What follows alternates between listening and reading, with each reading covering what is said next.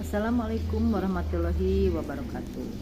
Perkenalkan, nama saya Riana Sionari dari IKIP Siliwangi, Pendidikan Kemasyarakatan Non-Reguler.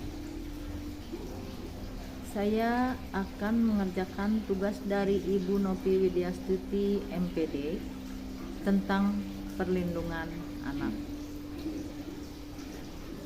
Di sini saya akan menerangkan tentang jenis-jenis kekerasan terhadap anak yang terbagi dalam 3 bagian, yaitu 1 kekerasan fisik, 2 kekerasan verbal, dan yang ketiga kekerasan psikis.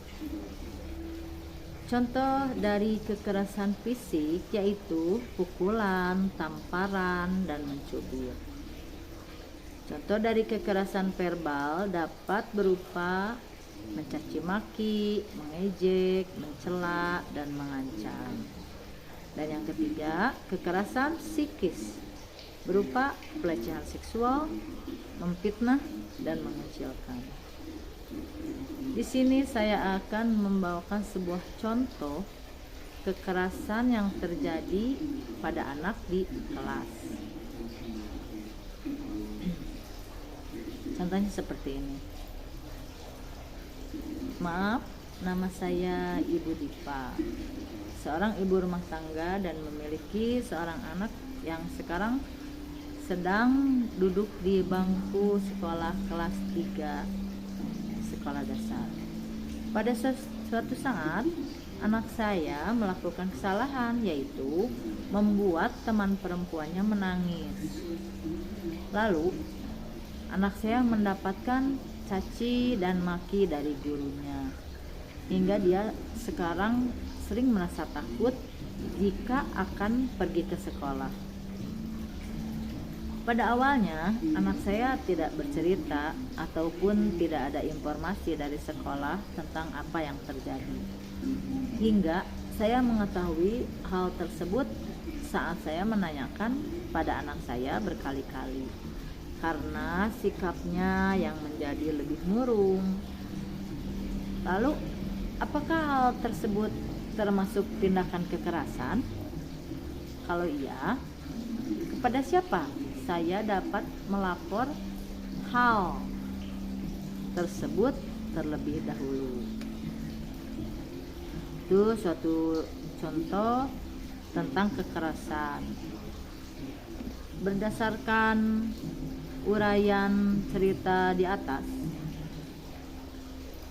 anak si ibu tersebut mengalami kekerasan berupa verbal berdasarkan pasal 54 Undang-Undang Nomor 35 Tahun 2014 tentang perubahan atas Undang-Undang Nomor 23 Tahun 2002 tentang perlindungan anak, yang mengatur bahwa anak wajib mendapatkan perlindungan hukum dari tindakan kekerasan fisik yang dilakukan oleh pendidik dan tenaga kependidikan.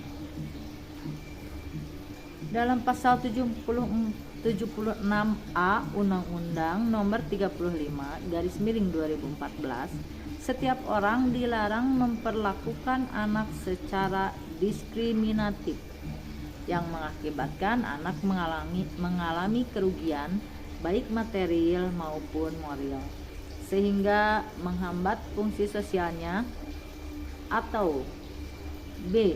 memperlakukan anak penyandang disabilitas secara diskriminatif.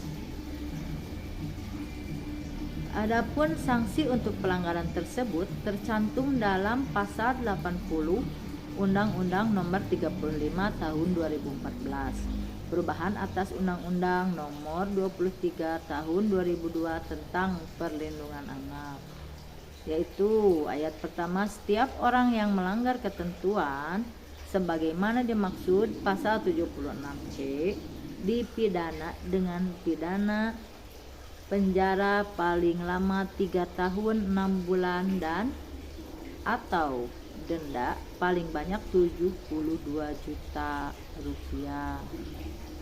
Dalam hal ini, anak sebagaimana dimaksud pada ayat 1 luka berat, maka pelaku dipidana dengan pidana penjara paling lama 5 tahun dan atau denda paling banyak 100 juta rupiah.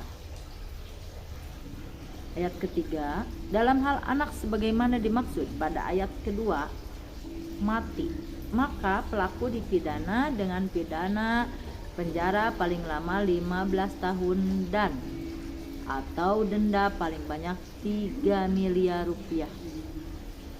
Yang keempat, pidana ditambah sepertiga dari ketentuan sebagaimana dimaksud pada ayat 1, ayat 2 dan ayat 3 apabila yang melakukan penganiayaan tersebut orang tuanya.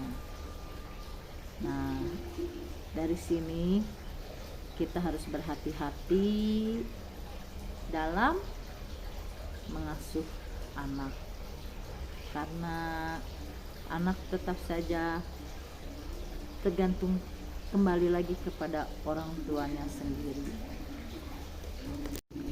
Kembali lagi kepada cerita ibu tersebut yang bertanya, apakah saya bisa melaporkan hal tersebut kepada yang berwajib? Tentu saja sangat bisa, karena anak ibu tersebut mendapatkan kekerasan verbal dari teman-temannya, juga pendidik yang tadi diceritakan.